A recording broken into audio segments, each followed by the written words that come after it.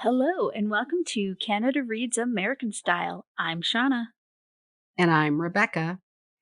We have something exciting to, well, maybe it's not a formal announcement exactly, but we're excited to be doing something special from September through December of this year to wrap up this fantastic year of pandemic. Shauna, as many of you know, loves romances.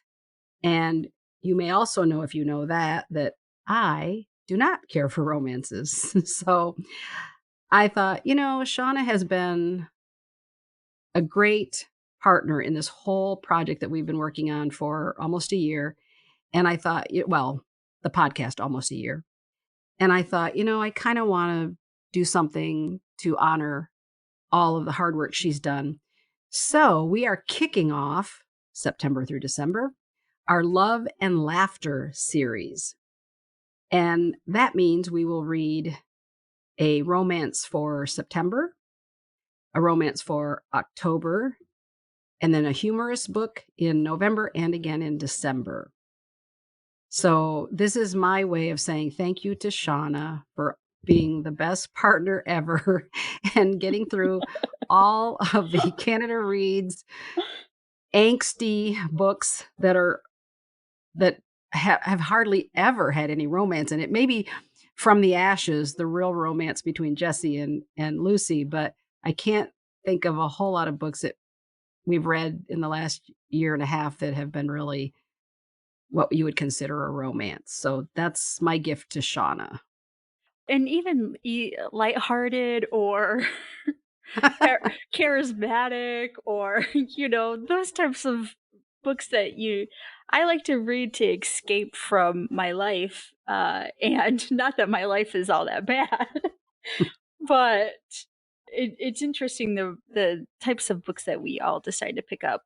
So, And I do want to say that I did throw her a bone by saying we'll read two romances because I'm not so sure. I'm not as big a person as Shauna in that I don't know that I would read as many romances as she has read those Canada Reads sort of tough reads, I guess. But I did say, how about we do two romances and then I need some humor. I need to laugh before we roll into January and what maybe will be another Canada Reads. I don't know with it having been pushed back this year if they will start up again at the end of January or whatever, but I needed to laugh. And especially with the election and everything going on in the US, we really need a laugh. So that's why we're winding up November and December with humorous books.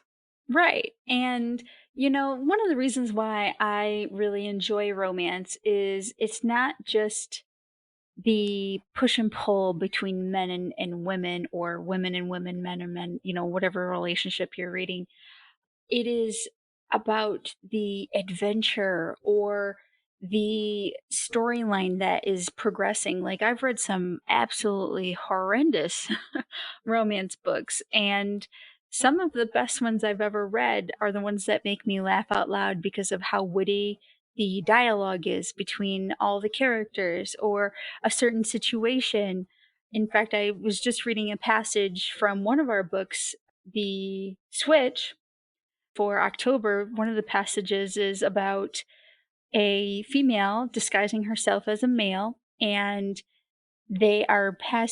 she's passing herself off, and she's in the bath. She's got all her stuff out in the open, and the man who is helping to take care of her just barges into the room. And it's like, just the scenario of thinking of all of that occurring is so hilarious, and being able to be like, oh man, I can't wait to see what's going to happen next. So now romance kind of gets a bad rep because people think that it's all about kissing and hugging and sex, and all you do, like, that's what erotica is for. You go in for the steamy romance part of it, of being like the next door neighbor who's like, oh man, that's one good looking person, and I want to have them in my bedroom. And sure, you have those books, but you also have the sweet books, just like the one that we're reading for September, Ayesha at Last, where there's literally no kissing at all in it.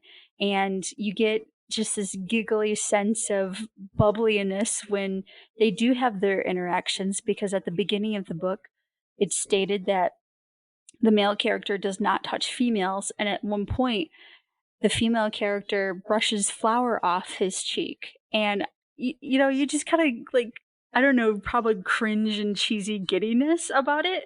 So, you know, it's just nice to have different types of feelings as you're reading through these stories and getting different like understandings of how maybe other people also live their lives, because I don't read, I don't read typically contemporary romance, but I do read a lot of cultural or Victorian romance, and the society based aspects of the literature is what really draws me to enjoy romance as a genre.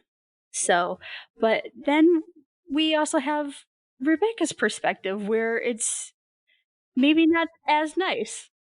Well, and let me start out by saying that, I started reading romances, I think, when I was 11 years old because my mom was a big romance reader.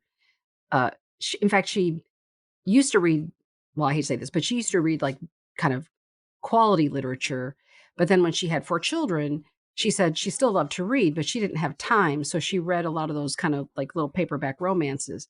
So I grew up in a household where there were tons of them around, and I started reading them at 11. And I remember taking one of the books into the classroom with me in 6th grade, and I was showing the dirty, quote, "dirty" part to a friend of mine in next, chair over, and we got caught, and he said, "You guys are reading, like, those dirty books or something," and of course, probably at the age of 11, it was a kiss, but I thought that was like a dirty part or something, and I got caught, never forgot that, Mr. White in English class. But anyway, I read a lot of romances, and then I think that's part of my issue is that I read them probably, I won't say exclusively, but mostly read romances from probably the age of 11 through, like, maybe my mid-20s or something.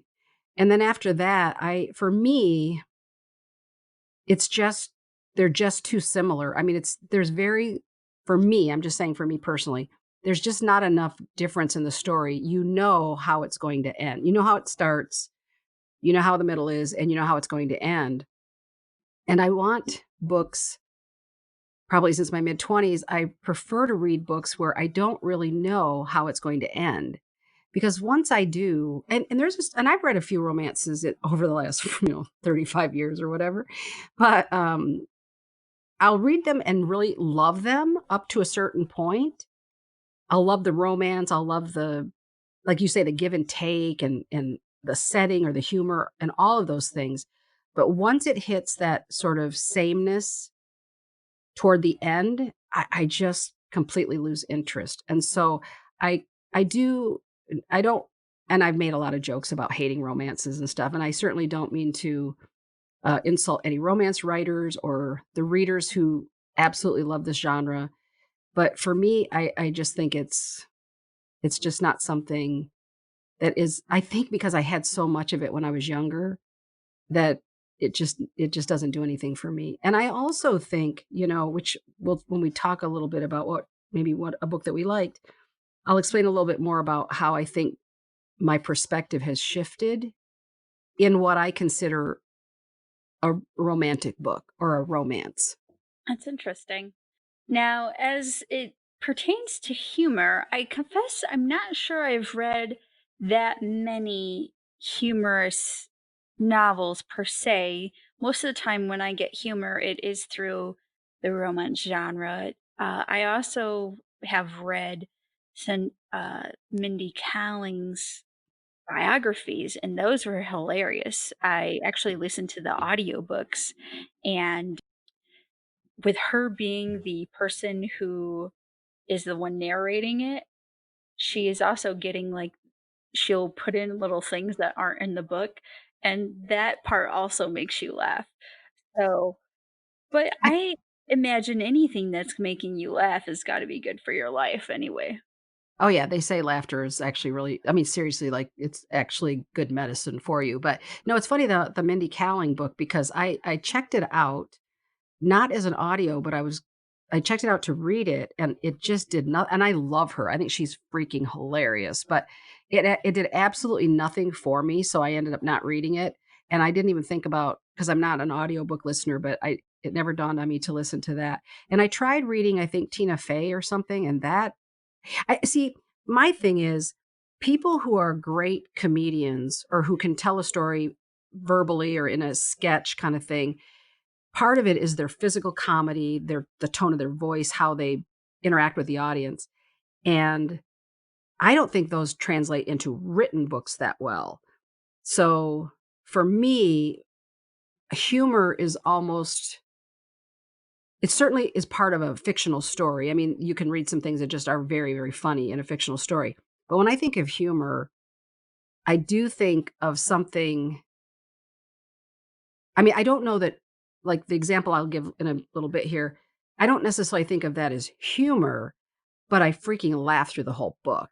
So, it's because I think there's a way and I think that's part of it. I know that Canada has that award, which now I can't think of the title of it, for like humorous books or something. And I looked at the list and it was interesting to me because I thought, some of these, I wonder if the author would have said, I've written a humorous book, or if it's just that he or she has a way of, telling a story that is funny and makes you laugh. So I think humor is so subjective.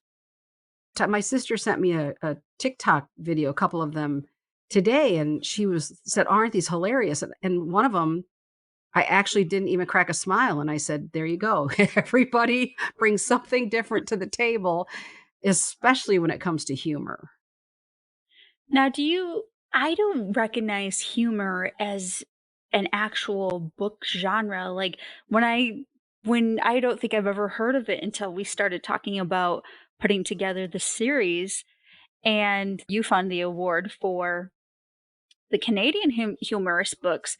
So I'm curious, like, do you think that there's a world genre for humor at all? Or do we just consider that like joke books or something? Yeah, it's interesting as a librarian, I remember when I was a youth librarian, kids would come in, especially boys would come in and say, "I want a funny book." And it was hard to understand what they meant or or my perception of what they meant because a lot of times it could be they wanted just a joke book, right? Or it could be they wanted a book that would make them laugh. And I remember as a new youth librarian going, "What the hell? Where are the humorous books for kids?" And what you find out, of course, is that tons of books are humorous, especially in kids' books, but they're not necessarily there is that subject heading humorous stories, but it's not necessarily always cataloged that way. So it's actually really hard to locate. And so I think it's one of those things where it's like pornography, right? You know it when you see it. You can't define it, but you know it when you see it. I think that's kind of with humor. It it doesn't it sometimes defies description, but again, it's something that when you read it, it makes you laugh. So I that is actually a really tough one. Because guys, I remember years ago even trying to find some humorous books. And I remember like Woody Allen kept coming up. And I thought, okay, talk about somebody who has never made me laugh is Woody Allen, right? Even his stand up, I didn't think was funny. So I thought, wow, really? Like Woody Allen falls under humorous? But again, you would probably would find Tina Fey or Mindy Kaling, people like that. But those are kind of stand up comedians. So I don't think they're the only ones that get to have the label of humorous, you know? Right. Well, I the titles that we have picked out for humor are they look very interesting. So the what's the Woefield? Poultry Collective, And then the other one is Son of a Critch. son of a Critch. And so the Poultry Collective one, the second one in the series, which I now all of a sudden cannot remember the title of, but that one, the second one, won that humor award in Canada. But then I thought, well, we can't start with the second one because it picks up the story. So we had to go back and we'll read the Woefield Poultry Collective first. And then Son of a Critch, when we posted it to our Instagram page about, I was looking for humorous nonfiction, somebody had recommended that one. And it's about, I think it's Bill Critch, who I think is a comedian. It's terrible. I'm not really sure, or an actor or something in Canada. And he's written this book about growing up in Newfoundland. And I think I read the first, paragraph and I went, yep, that's it. That's the one we're going to read. Cause it's that kind of book that I just love, because that sort of sometimes understated or sometimes in your face humor, that grabs me in an instant. Absolutely. You can't blame me if I accidentally call it son of a bitch by accident. So I know. Well, since I keep saying, instead of Poultry Collective, I keep saying something else. Yeah, we're going to get those titles. We'll put them in the description, right, Shauna? yeah, we will. Well, I just keep calling it the chicken book because, Yeah. well, you know why. Yeah, uh, Shauna has a thing about not liking birds. And it was funny. I really honestly, when I picked that book, I didn't think about the fact that it was about a woman going from the city to a farm, and then like becoming a farmer or something, and that there were chickens involved. So I did not purposely, even though I was, sort of saying to Shauna, let's pick books that we both can enjoy through the rest of the year. I didn't stop to think about the fact that it had poultry in the title. yeah, with it having a humor as a genre, I am curious to see if it will be subjective to me or not, since I generally don't enjoy books that kind of replicate my childhood. Oh yeah, you're right. I didn't think that either. Oh no. Well, I hope it's not another book that you go, "Oh my god, I have to read this book." It's all good. Every book has its purpose in life. So Absolutely. now, I had to say, I do want us to go through our favorite books for both the genres real quick. Don't forget to subscribe to all of our various media forms that we have now. We have YouTube, and we have all the podcasts on whatever podcast service that you listen to. We're on it. And we also have our Facebook page, and we're probably most famous for our Instagram because that's the thing that Rebecca is always on, chatting with all of our members and making sure that they are enjoying the content that we are putting out. So No, wait a minute. I have to interrupt and say, no, I think our podcast is what makes us quote famous on the scale of famous, like low level famous. But that's because I think we're closing in on 3,000 downloads, and we got a shout out on Canada Reads competition this year, 2020. So that was pretty exciting. So I think that's what makes us famous is our podcast. But anyway, I'll agree with you on that then. So, my favorite romance book is called Enchanted by Victoria Malvery, and if you've been following along with us for, oh my gosh, next month will be an entire year that we've been doing this.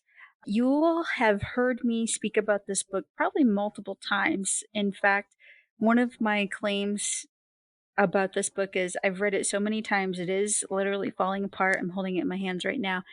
But I went to the secondhand store and I found a brand new exact copy of this book. So I have my tried and true trusty book that I will always read, and then I have a brand new copy of this. But one of the reasons why I love it is a romance between best friends. They grow up together, they get separated for a time, and then they come back together, and it all takes place in the 1800s in London, of course.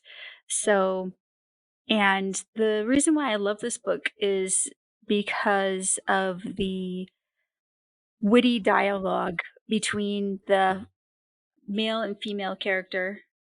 What happens is he's not willing to fall in love because his parents were in love and they died loving one another and left him alone to grow up by himself. And her parents grew up loving one another, but they are they're kind of in the same situation, but she was a little older when her parents passed away. So they end up needing to help one another once they get to London, and he helps all of the girl's family get out into London society. And it's just so refreshing to read about learning to trust another person, and all you have to do to reinstate a relationship that you thought you knew so well, and being able to come back to that one person that you really loved when you were a kid. So that is one of the reasons why I really enjoy and love Enchanted by Victoria Malvery. I think it's interesting because I do think our reading tastes really follow who we are, which is why when we have book discussions, we can have a completely different take on it because we're bringing usually, obviously, our own personal experience into something. And that's why I think it resonates. I want to talk about the romance that made a difference for me recently. And I swear it says it was published in 2015, but I swear I read it earlier than that because I moved back to Michigan from California in, yeah, November of 2014. I moved back to Michigan. And I swear I read this book when I was still in California, but I guess I did not. So it's Our Souls at Night by Kent Haruf. And they did make a movie out of it, which I did not see because I very rarely will watch a movie. If it's a book I loved, I very rarely will watch the movie because no good comes from a movie adaptation, in my opinion. I can't even think of a time where I think a movie was better than the book. But anyway, I'm going to read just a little description here. It says Addie Moore's husband died years ago. So did Lewis Walter's wife. And as neighbors in Holt, Colorado, they have naturally long been aware of each other. With their children now far away, both live alone in houses empty of family. The nights are terribly lonely, especially with no one to talk to. Then one evening, Addie pays Lewis an unexpected visit. Their brave adventures, their pleasures, and their difficulties form the beating heart of this novel. And it's 176 pages, so it's a quick read. I'm sure many of you have read it, and I won't give anything away exactly. But the thing I loved about this is, again, I'm older, and I think not that romance isn't for all ages, because it certainly is. But for me personally, I don't have I don't have that burning desire to like get married again or to have a partner 24/7. Like I don't want anyone living with me, to be honest with you. So I was never going to get married again. I don't want somebody living in my house. But I've always said, how cool would it be to have a man in my life? He lives in his house, I live in my house, and we sleep together. Now that could just be sleeping, or it could be having sex and sleeping and all the the full shebang, right? But my point is that's what this book is. It's about Addie going to Lewis and saying, "I'm lonely and I just want to sleep with someone. And your wife died, my husband's gone, passed away. Would you do that?" And they do. And it is my freaking fantasy of what I want. So I read that book and went, this is the hottest, hot in a weird, not like hot, like there's no, I don't think there's graphic sex and I can't remember, but it's hot in that it's two mature adults who recognize a need and can fulfill that need. And there is nothing on this planet, I think, better than that. And so, and especially as you get older, your body is different. All sorts of things are different as you get older. Things work or don't work, right? And so, to me, romance to me now is more companionship, love on a different level, like love where it's not racing hard in the, like what I didn't like when I was younger and I've never liked is that up and down in relationships where somebody's upset or somebody, there's that emotional roller coaster drama crap. Like I've never liked that. And I think that when you get older, and not in every case, obviously, because there are still older people who go crazy, but just the idea of just when you sort of start to realize that your time is limited on this earth, because when you're young, you don't think of it. As you get older, you do. you start to realize, that saying, don't sweat the small stuff and everything is the small stuff. It is so true. So the relationship that these two people had that was so romantic and it just like was everything I was looking for in a romance to me and what I would personally love to have. I will say though, I hated the ending. I absolutely 100% hated the ending. So there's a certain point at which I love this book, and then I hated the ending so much I was mad. And then I said to myself, I'm just going to pretend the ending didn't happen that way. And so it's my story. I'm the reader. I get to do whatever the hell I want. So I did. I said, nope, that's where it ended, right where I wanted it to, and screw the ending. So if you read it and you hate the ending, don't say I didn't warn you. So I just want to say that. That's my romance. So that means that we're gonna go on to our favorite humorous book.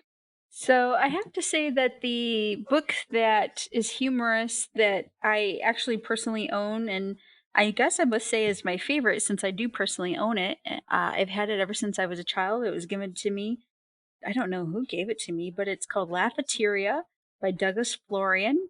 I use it anytime I need poetry because I dislike poetry, but I love laughter, so I've always like used it as my poetry book. Anytime someone's like, "Oh, hey, poetry this." And I'm like, "Oh, hey, I have this book right here." And in fact, Rebecca and I have both read poetry at work before, and she read this very eloquent, lovely poem by some, great poet, and I pull out this book and I said my little silly rhyme from Laughateria, and it made me laugh. So I'm going to say that that is my favorite.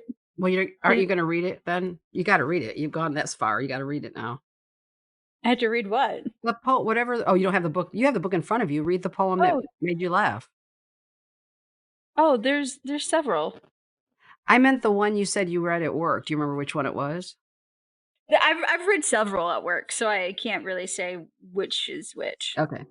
So here's one of the poems from Laughateria by Douglas Florian. It has drawings and things by him in it as well. And this one's called Food Mood. I shake and I shiver, just thinking of liver. I cowardly cower near cauliflower. I break out in hives within range of chives. I quickly retreat if you serve me a beet. I soon will get lost to avoid apple sauce. I whine and I wheeze when I think of cheese. And don't give me peas. Please, please. If you have a picky eater at home, that's definitely one for you to share with them. That's funny. Yeah, I like kids' poetry, actually. I mean, I like the humorous stuff. There's a book called Parts by Tedd Arnold. If you've never read that one, that you would love that. It is so funny. And I think it's actually a book that it's more, I think, for adults because of the humor in it. Because Oh. kids who would get it read to them probably wouldn't understand it until they're older, and if they're older, it would be considered a baby book. So check it out, Parts by Tedd Arnold, and if there he did a follow-up called More Parts, but it never no, it wasn't that funny to me. But Parts, we passed it around when I was a librarian in Sacramento, we passed that around amongst ourselves. Everybody was laughing. It's just brilliant. So check it out. I would like to share my humorous book. So I love to laugh. Mostly I'm going to laugh at nonfiction because there's just something about someone telling their story in maybe like in a deadpan way or just like I don't like necessarily big humor. I like that subtle turn of phrase that just makes you actually literally laugh out loud. So one of my favorite authors who does it so brilliantly is Bill Bryson. And while I love all of his books, A Walk in the Woods was it's A Walk in the Woods Rediscovering America on the Appalachian Trail. And it's basically the story, the non-fictional account of him. And again, they made it into a movie, which, oh, I now that I think about it, I did see this movie. My mom wanted to see it, and it was okay, but it really had no recognizable. it was not recognizable to the book. But anyway, so Bill Bryson decides he wants to walk the Appalachian Trail.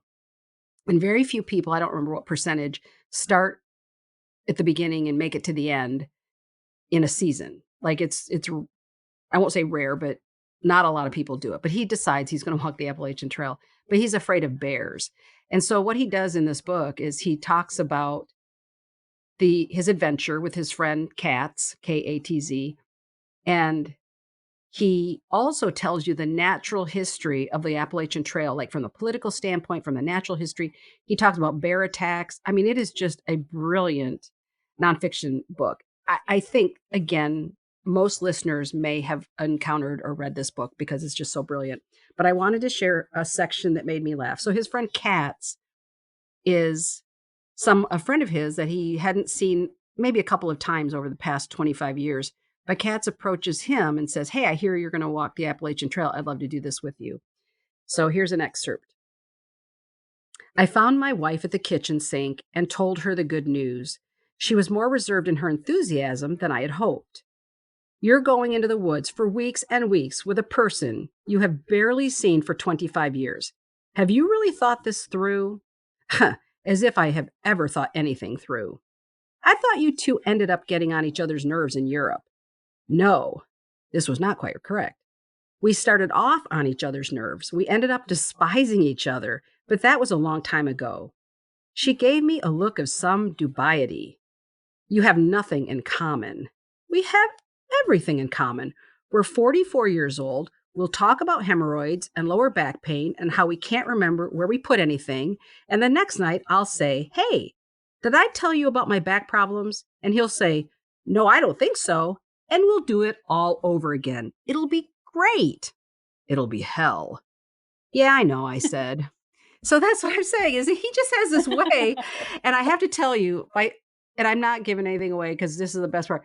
When he when, again, they don't live in the same place. So Katz shows up, and there is no way on God's green earth when Katz shows up, that's when Bill Bryson realizes there is no way that Katz is going to be able to walk the Appalachian Trail. It is hilarious, that whole thing with his friend Katz. So anyway, so that is the book. That's an author who, it's just a turn of phrase. It's the way he tells. He's a true storyteller. And I had the great privilege at my library in Sacramento. He came and did an author talk, and I think there were about 250 people in the audience. And I was worried that he could never live up to my high expectation of him. And I really thought I got a front row seat because it was my library and I was putting it on kind of with the local newspaper. And I really thought, I don't want to sit in the front row because what if I'm disappointed? What if he totally is, because I kind of thought he might be a jerk. I really did. In some of the books I read, I thought and I used to be a bartender, and I thought, I think he's one of those guys because he likes to drink. And I thought, I bet he goes into bars, and I bet he becomes like an ugly drunk. And I bet he's really just like, bleh, right? So I was prepared to think the worst of him. And let me tell you that he is one of the most charming, self-effacing, humble, hilarious, lovely people on the planet. And I was more in love with him after I got to see him in person because he way exceeded my expectation. And he will always forever be one of my favorite authors, one of my favorite people who I've never personally met in my life. I just think he's the best. So if you haven't read Bill Bryson, I highly recommend people to read Bill Bryson. We want to invite you to join us for our Love and Laughter series taking place September through December. Rebecca, do you want to tell them what the title of the books are again? So for September, we will be reading the romance Ayesha at Last. In October, we'll be reading The Switch by Lynsay Sands. In November, we have the Woefield Poultry Collective by Susan Juby. And we will wrap up December with, I'm sure, a lot of laughs with Son of a Critch by Bill Critch. Thanks for listening. If you'd like us to continue providing great content like this, subscribe and tell all your friends about Canada Reads American Style. Goodbye.